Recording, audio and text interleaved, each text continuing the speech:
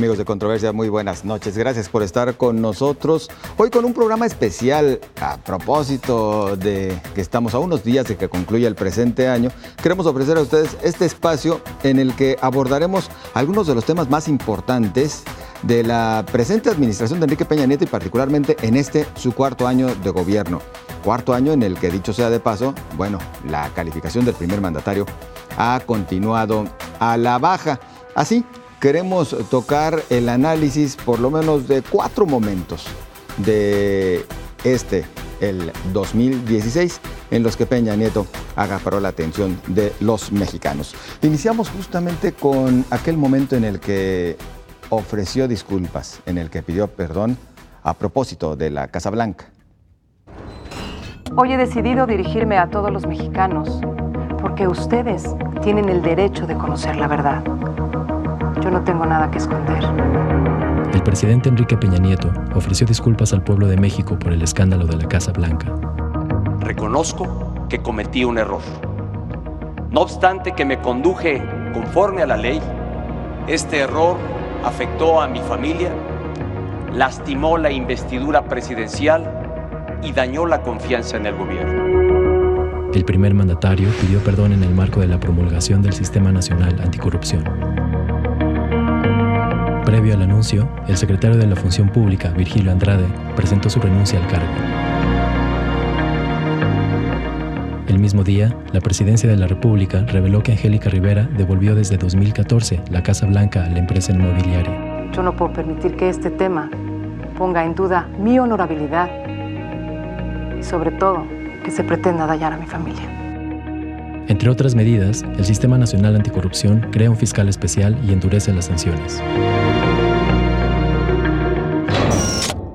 Ya sé, a otro al que no le aplauden. No, adelante. Oye, ya le hicieron otro anuncio a Andrés Manuel para su campaña. A ver, yo creo cómo que ayudarnos? Dos cosas. Uno, esta idea de pedir disculpas en este momento que se lanza otra vez, se publica la ley anticorrupción o el paquete de leyes anticorrupción, el 3 de 3, es como con las ganas de relanzar la imagen del presidente y su gobierno, y eso sigue siendo el lastre. Sin embargo, yo creo que es muy poco efectivo por 2 cosas. La primera es, cuando ya vuelves a pedir disculpas sobre lo que ya había pedido disculpas, ya habían dado explicaciones, contradicen las propias explicaciones, como decían que no había pasado nada. En la cápsula, y dices, ofrezco disculpa por algo que no es legal, pero sé que los ofendí. Entonces, ¿en qué está la ofensa? Sí, no sabe. Entonces, por qué pide está perdón. muy raro, ¿no? Hay algo en lo que yo yo difiero. no va, simplemente, nada más para concluir, esto no va a cambiar la presidencia, ¿eh? Yo creo que no hay manera de que se recomponga. Yo no creo que sea para relanzar la imagen del presidente, no la de Enrique Peña Nieto. Más bien es parte de la estrategia rumbo a 2018, tratando de robarle el discurso a López Obrador, el discurso si le quieren anticorrupción. robar el discurso a López Obrador, pero no es para la imagen de Peña Apague y Nieto. vámonos. Sí. No, yo no creo que sea para salvar la imagen de Peña. Sí, ahora, José, yo creo que es bueno que los políticos pidan perdón cuando se equivocan. O sea, yo eso no lo veo mal, incluso se me hace un síntoma de que entienden que han lastimado, que han generado indignación y es positivo. Incluso en algún momento también lo esbozó el presidente Peña Nieto en el tema de Ayotzinapa también, que si no se habían llevado las investigaciones. El problema es que creo que el perdón viene acompañado de muy pocas cosas para realmente pensar que el presidente está tomando en serio el tema del combate a la corrupción. Primero, nos enteramos que sí regresó la Casa Blanca en 2014, pero que aparte le regresaron todo su dinero, con todos los intereses y con todo el dinero. Es decir, al parecer estos de Grupo IGA son unos tontos para hacer unos negocios, porque le pierden de todas, ¿no? Con el presidente Enrique Peña Nieto. Y le volvieron a perder, ¿no? Entonces, eso no habla mucho de arrepentimiento, ¿no? Cuando asumes un trato así, pues seguramente la empresa está llevando algún tipo de ganancia por un acuerdo de este. Segundo, creo que hubiera sido importante que hablara en ese discurso y tal vez es porque sea el gremio, pero los 2 periodistas que perdieron su trabajo por publicar algo que tenía todo el sentido del mundo, que estaba un tema que vinculaba al conflicto de interés. Asumir que fue por eso. No, a lo que me refiero, no lo corrí yo. A ver, Diego, no cuando él dice yo. perdón, cuando está diciendo perdón, es porque asume que hay algo para sospechar en materia de conflicto de interés. Si no, ¿por qué está pidiendo perdón? Es que lo que nunca queda claro en el discurso. Si él dice, los indigné, es por algo, porque los ciudadanos tenían todas las razones del mundo como para poder sospechar que ahí había problemas de conflicto de interés. Si estás asumiendo que la indignación es entendible, por lo tanto también tienes que señalar a las personas que perdieron su trabajo y que perdieron su empleo por publicar algo que era totalmente cierto. Pero es que no pueden asumir, Enrique, que eso, o sea, que eso tiene consecuencias. El perdón que está pidiendo por esto tan absurdo es en abstracto a cosas que no existen. Entonces, perdón. No, claro que no. O sea, si tú pides Ahora, perdón por algo que no existe. ¿les sirve la burbuja esta mediática que crean? Porque hoy vemos una cantidad impresionante de medios nacionales y de memes. o de medios capitalinos, por no decir que nacionales, con esa frase de primera. O sea, por supuesto que es parte de una campaña que tiene que ver con los medios. Lo que sí me parece es que no va a ir más allá, o sea, no va a haber una investigación con respecto a los intereses que hay en esa compraventa. ¿Ya la hubo? No va a haber una investigación sobre lo que está sucediendo con muchas empresas y la forma en que han adquirido los grandes proyectos de obras, incluso muchas de las empresas que han recibido las obras asignadas como parte de las reformas estructurales que se han convertido en un gran negocio para empresas que no tienen infraestructura y que no le están dejando nada al país. Esa parte, a mí ese perdón es el que me gustaría y no solo escucharle. Eso, Sonia, lo más interesante, lo más paradójico es que promulga las 7 leyes del Sistema Nacional Anticorrupción, las leyes reglamentarias, y en ese Sistema Nacional Anticorrupción es imposible, es intocable el presidente de la República. Es intocable. Entonces dices, presenta uno, habla un discurso contra la corrupción y después el sistema no lo puede tocar. No le pidas cuentas, pídele disculpas. Oye, ofrezca disculpas y ya conejo. No, pero bueno, no creo que. No, por eso te digo. El presidente siempre decía, hemos tenido errores, y decía, mi decálogo, mis 5 puntos, mis 3 puntos de acá. Al menos trataba de combinar el discurso con al menos intenciones. Sí. Aquí ni una intención puso sobre la mesa. Pero de yo nada. sí creo que hay, de cara al 2018, están buscando recomponer la imagen presidencial. Es el presidente peor evaluado. Totalmente. ¿no? Tuvo claramente, digamos, cuando Manlio hace su discurso de salida del PRI, dice, señores, aquí tenemos un impresentable, yo con esto no puedo, ¿no? Sí. Y se lo dice de manera más sutil, pero lo dice. Entonces, lo que está haciendo es como tratando de relanzar a un presidente que yo creo que es imposible a estas alturas relanzarlo, y menos nada más con sigue esto. Subestimando, o sea, sigue pensando que con una campaña, que con las portadas de los medios, que con los noticieros de televisión, con eso le va a dar. O sea, y por lo que vemos en redes sociales, ya nadie le compra ese discurso. Me parece que subestima. No, y no solo en redes, porque tú dijeras, siempre las redes fueron como tuvieron una versión a Peña Nieto, ¿no? Eso nunca cambió. Pero los ves en los porcentajes de aceptación que tiene, son verdaderamente dramáticos. Y ese 29% que lo aprueba, de acuerdo a Buendía y Laredo, es un 29% que la aprueba por cosas demasiado difusas. Es decir, su lealtad al PRI, su lealtad al proyecto político. Hasta ahí, no aprueba una administración. Porque no puede bajar más, ¿no? Está en los huesos. Yo creo que sí puede bajar más. Está en los huesos. Es el que sí puede bajar presidente más, pero... peor evaluado en su 4º año de gobierno. Sí, totalmente. Cuando se supone que todo el mundo llegaba al cenit del poder, ese se le acabó. Entonces, ¿qué va a pasar de aquí al 18? Eso es lo que, de los próximos 18 meses, ¿no?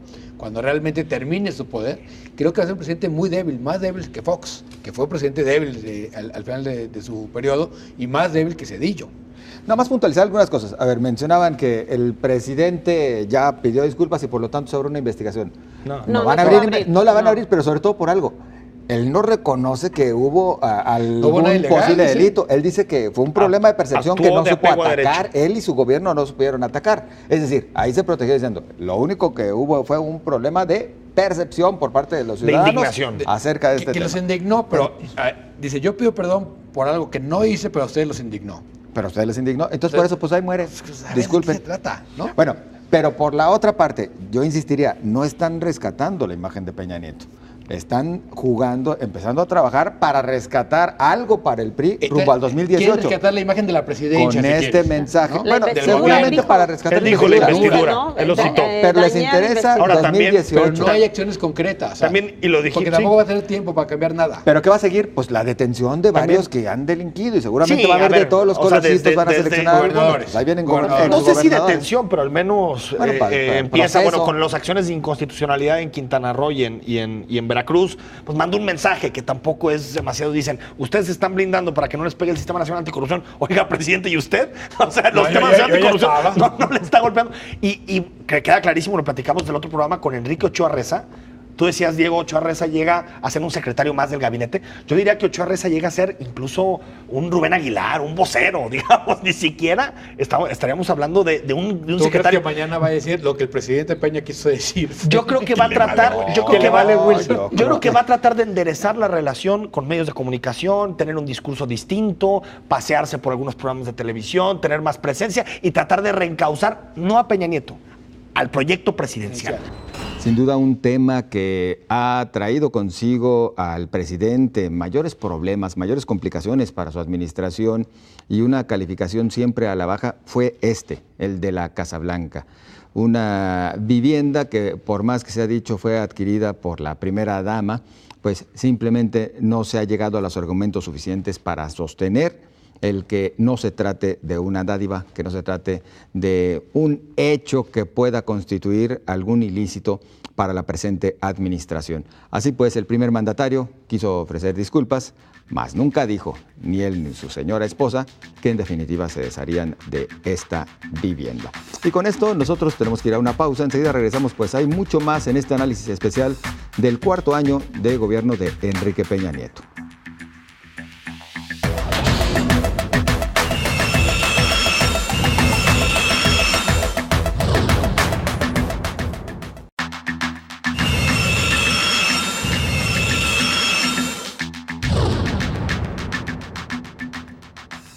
Gracias por continuar con nosotros en Controversia. Un mes había pasado apenas después de que el presidente Enrique Peña Nieto ofreciera disculpas por la Casa Blanca, cuando volvía a entrar en una etapa crítica. En esta ocasión, el equipo de Carmen Aristegui daba a conocer que la tesis que presentó Enrique Peña Nieto, pues era un plagio. Esto le trajo también múltiples preocupaciones y ocupaciones, tanto a él como a su equipo de campaña para tratar, más bien a su equipo en la presidencia, para tratar de demostrar que no se trataba de tal y, sin embargo, los mexicanos emitieron su propia calificación. ¿Qué se discutió en esta ocasión? Acompáñenos. Una tesis polémica. Al menos 10 autores habrían sido plagiados por Enrique Peña Nieto en su tesis de licenciatura por la Universidad Panamericana. La denuncia la realizó el equipo de periodistas de Carmen Aristegui bajo el título de plagiadora presidente. Años, cuando dio el último paso profesional para convertirse en abogado. La tesis, el presidencialismo mexicano y Álvaro Obregón, habría plagiado 197 de los 682 párrafos del trabajo. Entre los autores plagiados destacan el historiador Enrique Krause y el expresidente Miguel de la Madrid. El vocero de la presidencia dijo que errores de estilo y fallas de referencias son de interés periodístico 25 años después. Es que quiero recordar el nombre del título del libro. Pero de Krause, La silla del águila. Aquí hay unos que leen más. Tú debes acordarte más cuál es el...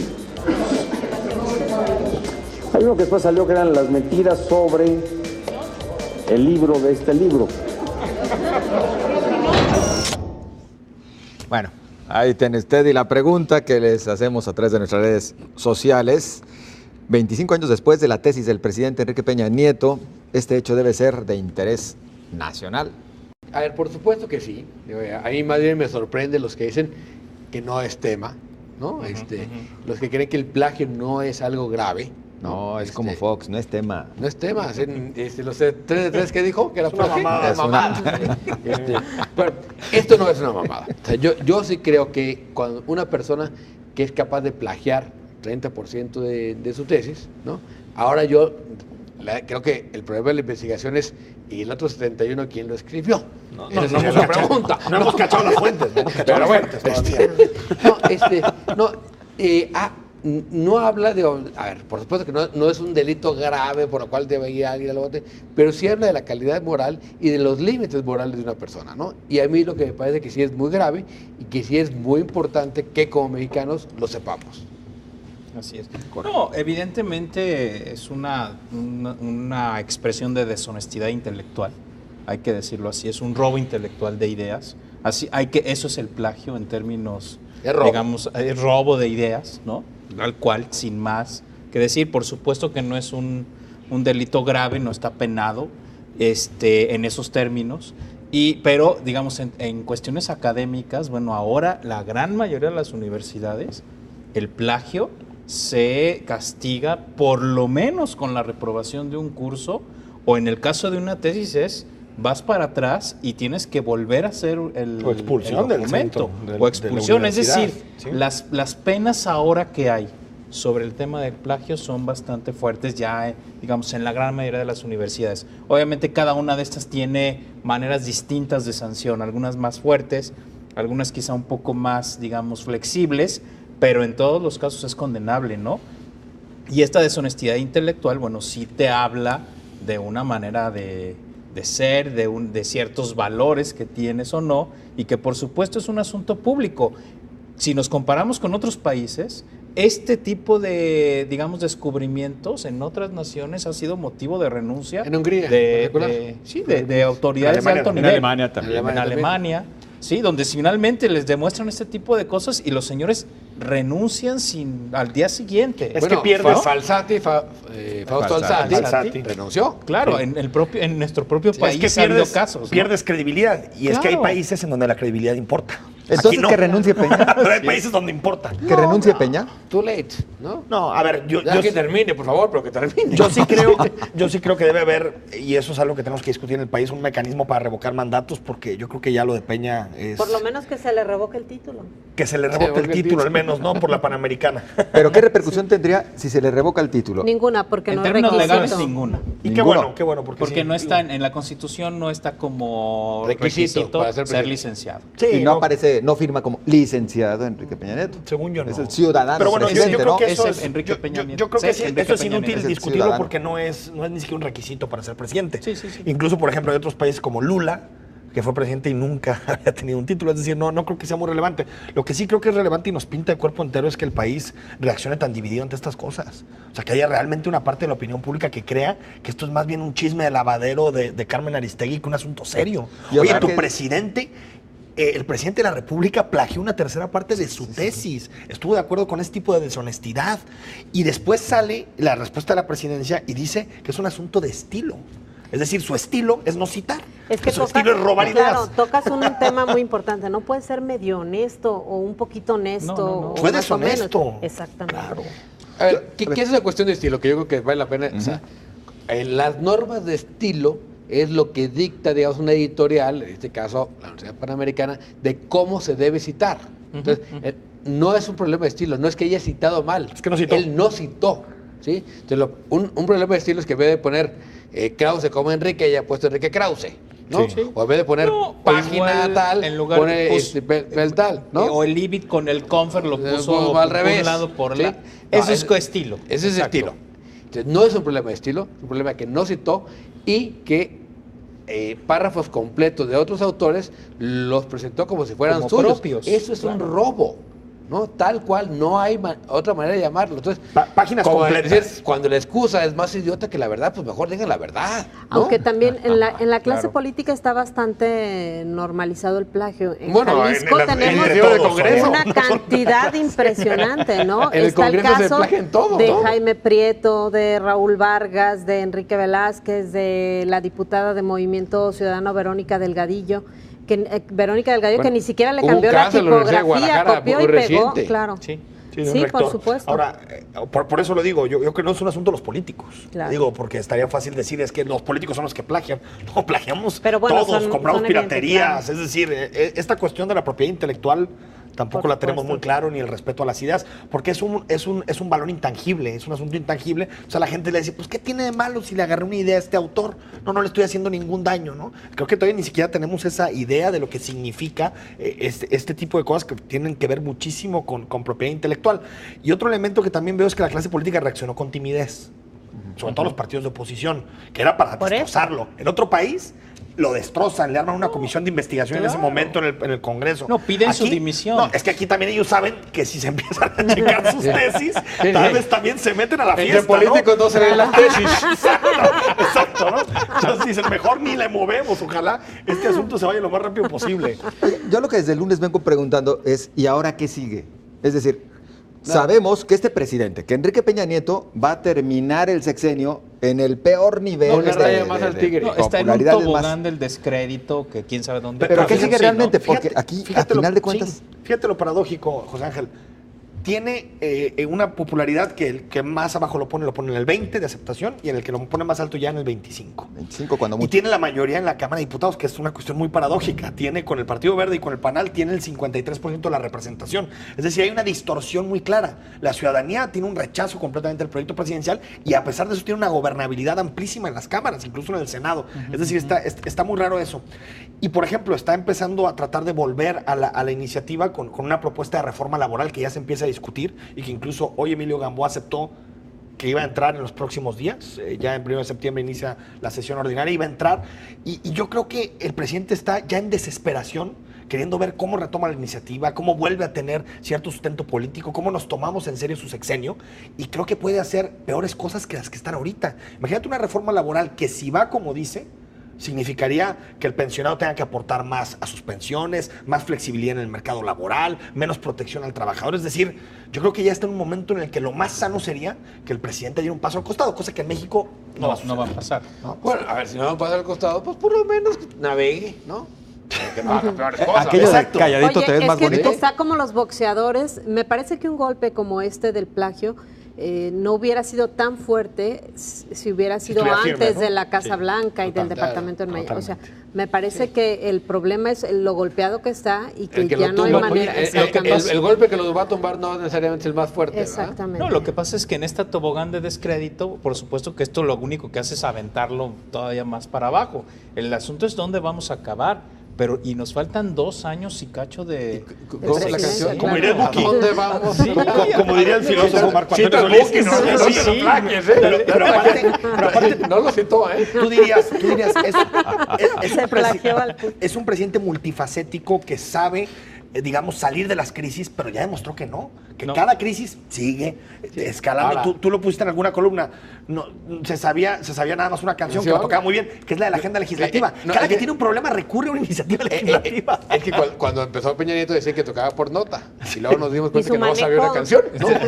Oye, y su manejo de crisis terrible. Ahora, también la respuesta. También es cierto que la manera de que Carmen Aristegui presente el domingo el tema, lo que para polariza. muchos, ¿no? Digo, ahora sí que, citando nuestros clásicos, al perro Bermúdez, pues prometió un zambombazo y se lo tirititite, ¿no? O sea, no fue lo que todo el mundo esperaba. O sea, otro supercaso de corrupción. Otra Casa Blanca, ¿no? Claro. Y entonces quizás por eso también dijeron, se poncha un poco. Pero ya cantó que la próxima semana, el próximo domingo viene otra, ¿no? Pero a mí no se me hace tirititito, ¿eh? No. Que el presidente plagie la tercera. A mí el plagio me parece una cosa terrible. Digo, el asunto tal vez la expectativa de anunciarlo muy temprano en la mañana y 12 horas en las redes especulando para dónde iba Carmen y al final no fue otra casa de Malinalco. Sí. La tesis de Enrique Peña Nieto fue motivo y seguirá siéndolo también de discusión entre los mexicanos. Hay quienes han dicho esa etapa, esa parte, ese momento sí se le perdona, no así otros que se han venido registrando. Y sin embargo, pues también le abonó a la imagen del primer mandatario en México y en el mundo. Un presidente que se encuentra en los niveles más bajos de calificación de los últimos tiempos en nuestro país. Un México que, digamos, no siempre se ha caracterizado por, después de la segunda etapa de los gobiernos presidenciales, ofrecer buenas calificaciones, pero nunca como antes. Enrique Peña Nieto pues se encuentra en un momento débil de su administración y la tesis también le abonó al respecto. Es momento de irnos a una pausa. Continuamos con este análisis de 2016 para el presidente de la República.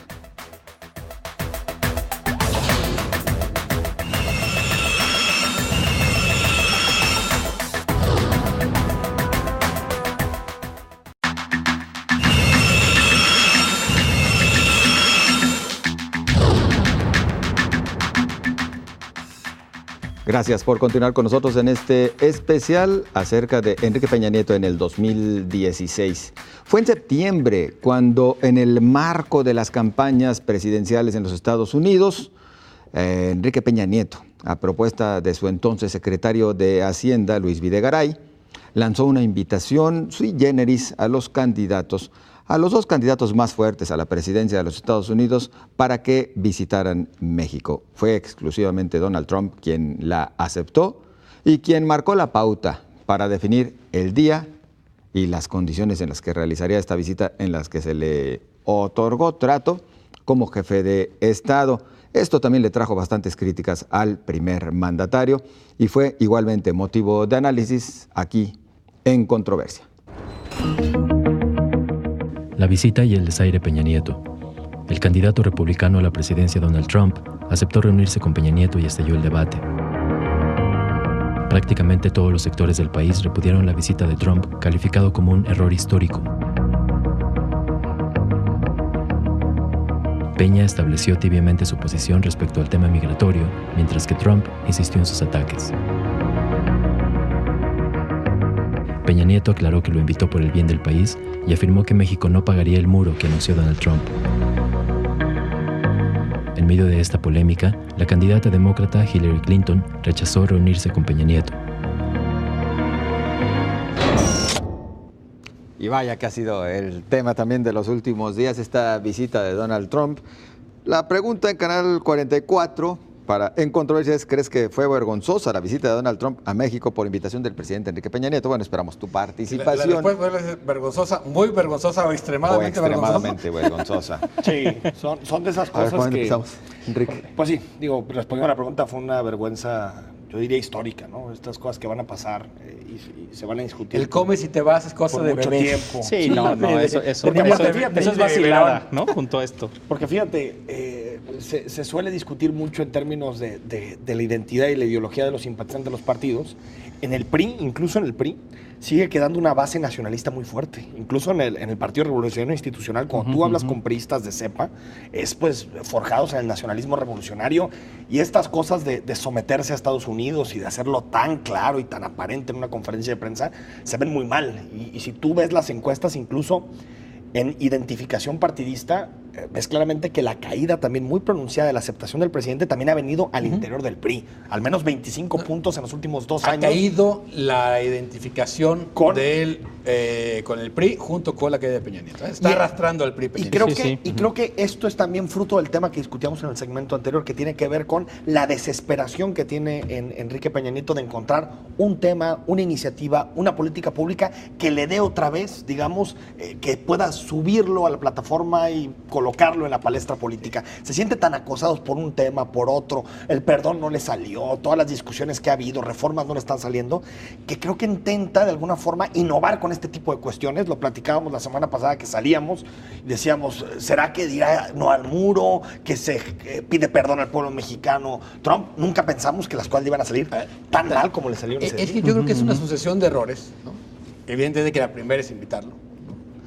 La segunda es aceptar la fecha de Trump sin que haya confirmado Hillary otra fecha. Claro. ¿No? Es un error gravísimo. Ya estando aquí en la diplomacia, primero habla el invitado y luego el que cierra es el del presidente. Peña nunca da ruedas de prensa improvisadas, porque siempre es muy malo en eso. Aquí sí hay rueda de prensa y la rueda de prensa en inglés y el señor no habla inglés. Se pierde completamente y el que termina dándole la palabra a Peña es Trump. Pero lo que dice Presidencia es que quien rompe ahí el protocolo fue Trump, porque habían acordado, acordado es que sí habló al principio Trump y cerró Peña. Después vuelve a abrir Trump con el tema de las preguntas. Pero ya con las preguntas es cuando se desfasa. Habla primero Peña y luego Trump. Eso ya en sí es un error. Y después Peña retoma. Soltarle la rueda de prensa a Trump. Y luego viene una serie de malentendidos que todavía no se acaban, ¿no? Si hablaron o no hablaron de quién pagaba el muro, que ya son verdaderas tonterías cuando el error es tan grave, ¿sí? Ya están perdidos en ese tipo de cosas, que ya el medio de Economist dijo, si por algo gana Trump y se lee que la visita de México influyó, no solo los mexicanos no le van a perdonar a Peña, el mundo no le va a perdonar a Peña la pifia. Pero va a ser imposible que se sepa eso. Sí.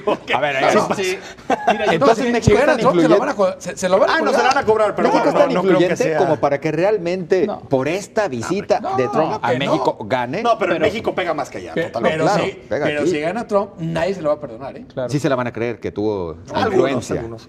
A ver, además de todo esto, que efectivamente es un error gravísimo por todos lados, yo creo que el gran efecto de esta visita es que el gabinete le queda roto también al presidente, por todos los trascendidos que ha habido, ¿no? O sea, la secretaria de Relaciones Exteriores, la canciller, está excluida del proceso. De hecho, se habló de que puso su renuncia sobre la mesa. El propio Osorio Chong estaba en contra de la visita. Luis Videgaray dicen que es el que finalmente convence al que hay que presidente. ver si no es un chivo también expiatorio, ¿no? Puede ser, pero de todos todos modos, de lo que te habla es que hay un gabinete roto, que por supuesto eso otra vez vuelve a influir.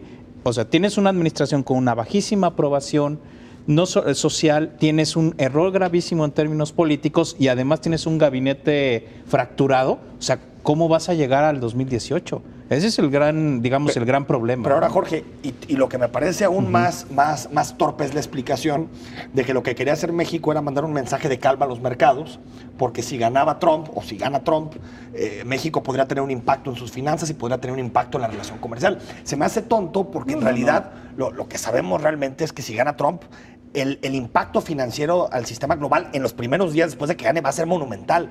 No solo con México, no solo con Europa. ¿Por qué? Porque es el presidente más importante del mundo. Pensar que tú puedes detener esa ola de escepticismo en relación a Trump por invitarlo a México como candidato, es que parece que creen que somos tontos. Cuando sacan ese tipo de justificaciones. México perdió, o sea, gane quien gane, México ya perdió en esta elección porque somos parte del debate. Claro. ¿No? Estamos en medio, nos traen de trapeador en la campaña de Estados Unidos y eso tiene remedio. Eso hace que México pierda credibilidad en los mercados o se debilita entre los mercados porque estamos en medio del foco de discusión.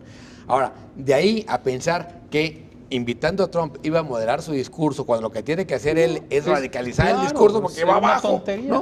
Hoy CNN dice que va dos puntos arriba, pero en todas las encuestas anteriores va entre 5 y 8 puntos abajo. Pero a ver, yo creo que subió 2 puntos de lo que tenía. Yo Ni creo siquiera es que haya rebasado a lo que Hillary. hace, a ver, Trump sí modera, pero bueno, ya venía moderando el discurso prácticamente desde que recibió la nominación republicana. Normal, se estaba guiando al centro.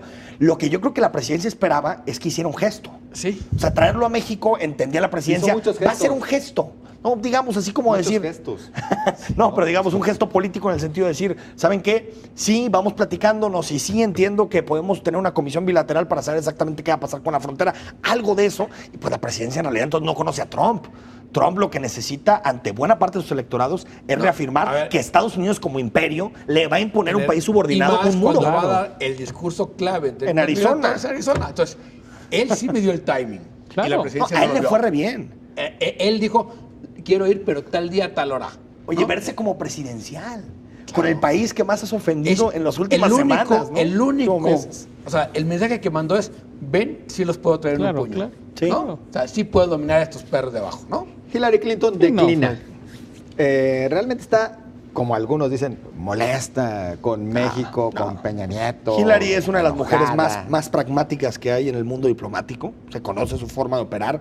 Y bueno, si Hillary este tipo de cosas le afectan, no. Lo que yo creo que Hillary cree es que en términos electorales y en términos políticos, ir ahorita con Enrique Peña Nieto no le da. Es que además no se va a repetir lo que pasó con Trump. Claro, además vendría como plato de segunda mesa. ¿no? Claro que no lo va a hacer. No le da electoralmente, no le da políticamente. E incluso no le da dice, nada. para el votante latino en Estados Unidos, que me vean con Peña tampoco me ayuda tanto. O sea, nada, es un cálculo absolutamente normal. nada. Si algo tiene el votante mexicano en Estados Unidos o de origen mexicano, es un profundo desprecio por el gobierno mexicano. Totalmente. O sea, lo Desde culpa siempre. de su situación, ¿no? Claro. O sea, entonces, el latino es antigobernista. Entonces, reunirse con Peña no le va a ayudar. Totalmente. Ahora, sí es cierto que Hillary, y se saben todas las encuestas, si Hillary no saca el 70% del voto de los latinos, entre ellos los mexicanos, Hillary no va a ganar.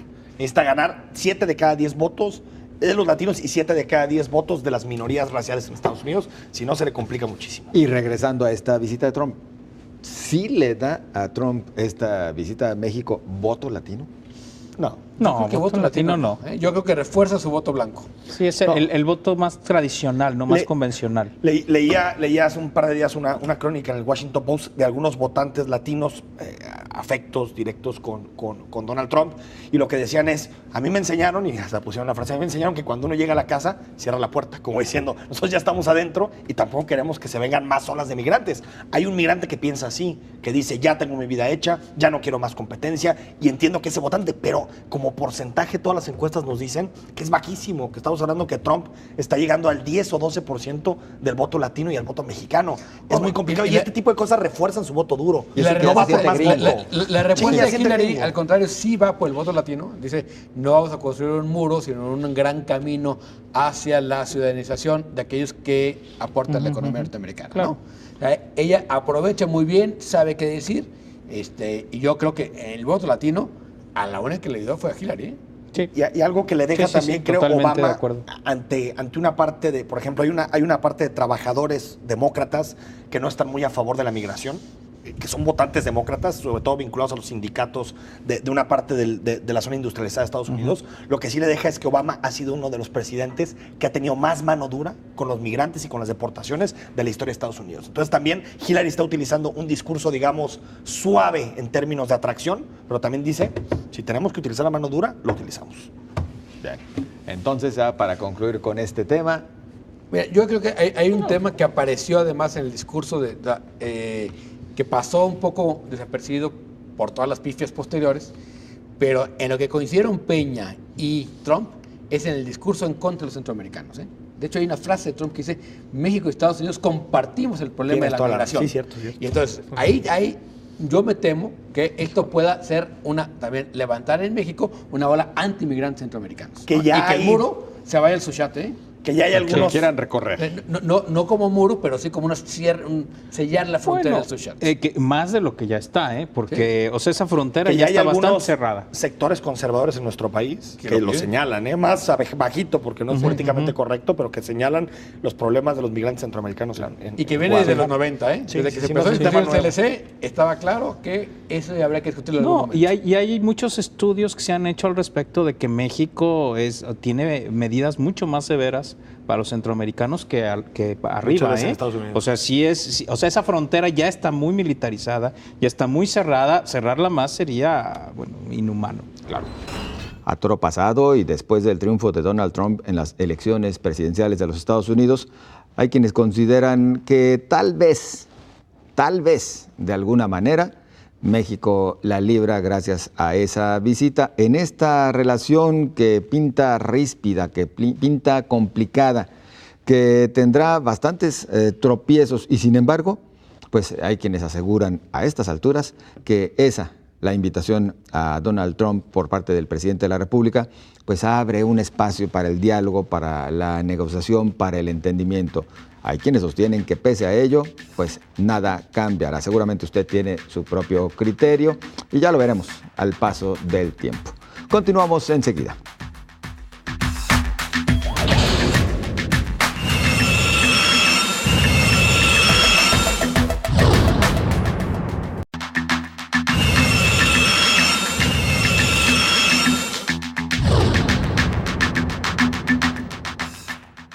Apenas 3, 4 mexicanos de cada 10 otorgándole una calificación aprobatoria al presidente Enrique Peña Nieto, fue como llegó a rendir su cuarto informe de actividades. Un informe que, dicho sea de paso, trajo cambios y sobre todo en los formalismos, cambios en el esquema para rendir informe de sus actividades a todos los mexicanos. Lo hizo invitando a jóvenes, se dijo que a un grupo selecto de jóvenes distinguidos con buenas calificaciones o con algún reconocimiento específico por la actividad en la que se encontraban. Esto también le trajo críticas porque después dijeron que solamente se trataba de jóvenes priistas y que se trató de un evento completamente controlado para que el mandatario no fuera cuestionado por los legisladores. Pero ¿cómo se analizó el cuarto informe en controversia? Acompáñenos. El cuarto informe, distinto formato, mismo resultado. Con motivo de su cuarto informe de gobierno, Enrique Peña Nieto incluyó un encuentro con jóvenes. El formato fue cuestionado por el tipo de preguntas lanzadas, pero sobre todo por las pobres respuestas. El presidente negó haber plagiado su tesis y argumentó simples errores de procedimiento. Peña Nieto arribó a su cuarto informe con los niveles de reprobación más altos, estimados en más de 70%. Con un crecimiento limitado de la economía y de nuevo disparado el precio de la gasolina que prometió bajar. Lo bueno casi no se cuenta, pero cuenta mucho. Pero aquí sí van a contar lo bueno. Sí, claro. Por favor. A ver, mira, estuvo buenísimo el partido. No para hablar de fútbol. No, ¿verdad? Sí, no, a ver, mira, de la campaña de lo bueno, no se cuenta, pero cuenta mucho. Esa sí está mala. Es de forma eufemística del ya sé que no aplauden, ¿no? O sea, es ese mismo concepto del presidente dice que lo aplauden. Y luego lleva diciendo mucho rato que él no gobierna para tener popularidad, sino para transformar al país. El problema es que la popularidad no es para que se vea en el espejo y diga qué bonito. La popularidad lo que permite es el manejo del gobierno. Es decir, el gobierno como está ahorita con la popularidad que tiene después de la de Trump, que ya tocaremos el asunto, lo que tiene es una incapacidad para transformar, ¿no? Para dirigir. Y eso es lo que es grave. Lo demás son anécdotas, ¿no? Lo que pasa es que ahí el presidente cambia la palabra, ¿no? Y dice a popularidad, en realidad lo que estamos hablando es de desaprobación, sí, que eso es distinto. Y la desaprobación o la aprobación lo que te da es tu capacidad de legitimidad para poder hacer acción política. O sea, no es un problema de popularidad, ojalá eso fuera. Estamos hablando de un problema de falta de aprobación de la gran mayoría de las personas a su gestión, y eso por supuesto que lo hace o lo incapacita para poder avanzar políticamente. Para mí ese es el gran problema, y creo que este formato de informe, aunque creo que puede tener ciertas bondades, llega en un pésimo momento. Quieren probar cuando está muy mal la situación, e incluso, bueno, lo comentamos hoy en la mañana con Enrique, la glosa ciudadana de Aristóteles parece un gran ejercicio frente a esto que vimos el jueves pasado, ¿no? Sí, hasta parecería. No, que somos estadistas. Sí. Ojalá no nos esté viendo David Gómez Álvarez. Porque no te está viendo. No creo, ¿ah? No. Yo creo que el formato es mejor, este formato de jóvenes o no tan jóvenes, porque había unos que no necesariamente eran jóvenes, que le preguntan al presidente al viejo discurso con la aristocracia mexicana. O sea, realmente ese no le veo nada O sea, creo que en general el formato me parece mucho mejor. El formato, si se perfecciona, el formato si empiezan a entenderse cómo llamar a los participantes, a través de qué procesos, cómo se concursan los espacios, creo que sería un ejercicio interesante. Tendrías que meter especialistas, tendrías que meter un moderador que realmente tenga un papel, no el que hizo Ezra Sabot, que se me hizo un papel bastante lamentable como moderador, de pasar el micrófono y claro, sacar pues no creo que no ayuda. Pobre Se me hace muy hombre. lamentable, la verdad. O sea, mejor si te van a poner a hacer eso, mejor di no, gracias. Sí. Pero fíjate, nada más para concluir este asunto del formato. Y las preguntas y la sustancia es como todo lo que ha hecho Peña en su sexenio, que parece que es interesante, pero de detrás viene acartonado, monótono, sin discusión. El presidente a todas las preguntas agradecía. No hubo un momento donde realmente se sintiera agobiado. Tal vez en el asunto del plagio de la tesis, algo se movió pero ahí. Estaba más preparada la respuesta. No, por supuesto, pero a lo que me refiero es que este tipo de formato no abona tipo, digamos, la sustancia, aunque el formato creo que es rescatable, la sustancia creo que no abona prácticamente a la rendición de cuentas. Y estoy de acuerdo en el asunto de la desaprobación. La desaprobación se vuelve peligrosa porque te limita la acción política, y más cuando tienes una Cámara de Diputados y un Senado con amplias mayorías que podrías utilizar para realmente hacer cambios, pero no lo puede hacer porque todo lo que hace el presidente se le revierte. A lo mejor yo no soy millennial, pero creo que este formato de discusión no sustituye el informe. El informe, claro, que es, además del tocho que entrega, tiene que decir cuál es el estado de la nación. O sea, ese es el sentido, ¿no? El mensaje es el que quisieras el estado escuchar. De la administración pública, ¿no? Tal cual. Y, digamos, en todo el mundo, el formato es o un debate con el Congreso, ¿no? Que es el sistema parlamentario. Que es el sistema parlamentario, ¿no? El inglés propiamente, que es un gran debate, ¿no? O una presencia del presidente a dar un discurso. Unidos, a dar un discurso que luego se discuta, ¿no? Pero ahora, ya con Fox empezamos a evadir el discurso porque le daban miedo a los diputados, ¿no? Y entonces daba el discurso ante un grupo de ciudadanos notables, que notables lo que tenían era que eran ricos o poderosos. Sí, ¿no? Aristocracia. Eso era lo notable, era la aristocracia, ¿no? Y ahora ya ni siquiera eso, pero por lo menos lo veíamos en la televisión, el discurso, ¿no? Ahora ya ni siquiera eso. Ahora lo que vemos es un performance, ¿no? Que es parte de la campaña del Quinto Informe, y no nos enteramos de nada. O sea, la única manera de enterarnos ahorita de algo es leer el informe, ¿no? Que está en PDF en internet. Pero que tampoco te sirve de nada, porque no tiene un trazo, es una cuestión de datos totalmente desactualizados. Yo sí creo que hay que reformar eso y volver a un informe serio, Pero lo que no puedes hacer es, digamos, regresar al presidente al Congreso sin que haya también un formato libre para interpelarlo, para discutirlo, porque lo que hacía el presidente es dar un discurso y pues prácticamente irse de ahí, ¿no? Pero también mientras no haya seriedad en el Congreso, porque ya aquello de las cabezas, yo lo comentaba el día del informe, las cabezas de puerco y otro tipo de... Prefiero eso a la no expresión, ¿eh? Prefiero eso al presidente totalmente acuartelado. Realmente cuestionar, pero ve los debates de otros países del mundo, José Ángel, son debates muy acalorados y que existen eso y cosas peores. La democracia no es cenita de Pero sabes que además, a ver, lo que tendríamos que hacer no es un informe incluso, es un ejercicio de rendición de cuentas que implica un formato. El informe es lo que trae. Claro, el informe ahí está y quien quiera revisarlo, chéquelo, ¿no? ¿Quién anda aburrido? Claro, el asunto es el ejercicio de rendición de cuentas y para eso qué tipo de formatos necesitas. Igual no es un solo evento, ¿eh? Puedes precisamente tener un evento como estos con los jóvenes o con otros sectores, pero por supuesto no puedes quitar la discusión con los otros actores políticos. Es decir, incluso puedes hacer un verdadero ejercicio de una semana de rendición de cuentas de la Administración Pública Federal. Que sí hay, porque sí hay un modelo de democracia en crisis, el del sistema de representación, sí es importante ver cómo de alguna forma le encuentras cauces no realmente institucionales a la rendición de cuentas. Es decir, que existan... el caso de la glosa ciudadana es más interesante porque es un caso donde están los especialistas y donde los especialistas tratan de cuestionar al gobierno. Claro. Podemos decir, eligen mal a los especialistas, algunos no tienen nada que ver con el tema.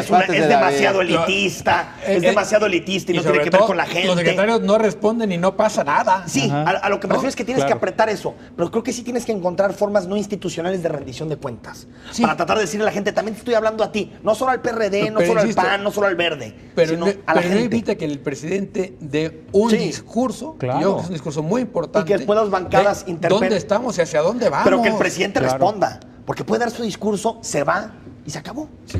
¿Cuál rendición de cuentas es esa? No, esa no es rendición de cuentas, pero por lo menos que nos diga a dónde vamos, cómo estamos, cuál es su visión, ¿no? Ahora ni siquiera eso sabemos. Es que sí, nos quedamos en los spots. Hubo hasta algunas preguntas, digo, yo me imagino ¿Qué más cosas buenas tiene que contarnos, señor presidente? Pero aparte, digo, llega una estudiante... Eso fue terrorífico. Un estudiante, no me acuerdo si de primaria o secundaria, y le dice al presidente, oye, tenemos este problema en mi escuela, que seguramente es muy importante, pero ese tipo de problemas tan particulares, realmente un ejercicio de rendición de cuentas que tendría que ser general, como tú dices, del Estado de la Nación, pues no tiene nada. Y otra vez, estamos ante formatos, digamos, que son performance, ¿no? Para que el gobierno parezca y no estamos simulaciones. Me preocupa que sigamos discutiendo más el formato. Que bueno, en lo personal ya ni voy a opinar, pero a mí el formato me parece que por lo menos se acerca un poquito más a la posibilidad de que el ciudadano común lo vea, ¿eh? Porque el otro mensaje luego ni lo escucha nadie. Claro que no. Bueno, pero a ver, seguimos viendo más el formato que analizar 4 años de ejercicio de gobierno. 4 años lo hemos analizado en este programa prácticamente cada día. Sí, por eso, pero ahora con motivo del informe concretamente, ¿no? Y me sigue preocupando también lo que sigue, porque faltan dos años todavía de la administración de Enrique Peña Nieto y pareciera que en lo sucesivo nada va a poder funcionar. ¿A dónde vamos a parar, como diría la canción? La aprobación, desaprobación es como que te vayan mochando el timón, ¿no? Así es. Entonces, llega un momento en que lo que tiene es un gobierno a la deriva, porque ya no tiene timón, ya no tiene capacidad de maniobrar.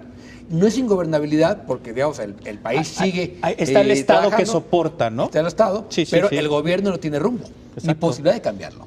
¿no? Ahora, y también sí creo que cada vez más existen núcleos en la sociedad que piden que se discuta realmente algún mecanismo para que el presidente renuncie, que eso yo creo que ya el momento más drástico de la inestabilidad política. Es cierto, no estamos como en Brasil, porque creo que incluso nuestra cultura política en México es más pasiva, somos un país que no exige tanto este tipo de cosas. También siento que no caímos en un nivel económico tan malo como el de Brasil, de subir tanto como Brasil, la caída en el caso brasileño, ¿no? Claro. O el venezolano, que eso impulse a la gente a la calle y pida la salida. Pero sí creo que en este momento ya el debate no es tanto qué le queda a Peña como proyecto, sino qué se puede hacer para que Peña ya no siga, de hecho, para que no termine los el 15 de septiembre años. Lo que se están muchos planteando es, a la par del grito, es renuncia a Peña Nieto, ¿no? Es que cada año... Sí, pero ahora está...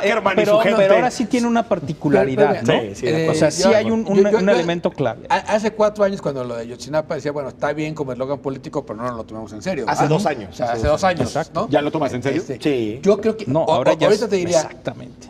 Porque hace 2 años era tener 4 años de impas, ¿no? Ahorita son 2 de impas contra 2 de posible deterioro. Entonces, no es tan mala la oferta. No sería renuncia, solicita licencia. Es que en este país no hay manera de procesar al presidente. No hay. Claro.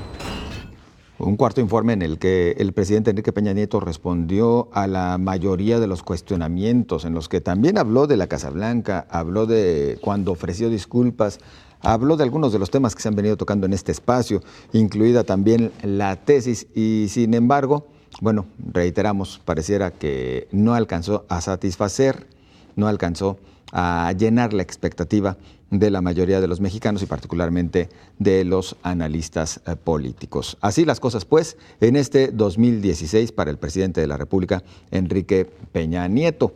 Esperemos que le depara el 2017 y, sin embargo, los retos que sigue enfrentando son enormes, particularmente por los temas de seguridad y económico, y entre estos, obviamente, la relación con los Estados Unidos. De esta manera llegamos al final de En Controversia. Antes, queremos desear a usted y a los suyos una feliz Navidad por parte de todo el equipo que hace posible este espacio. Pásela bien y seguimos aquí.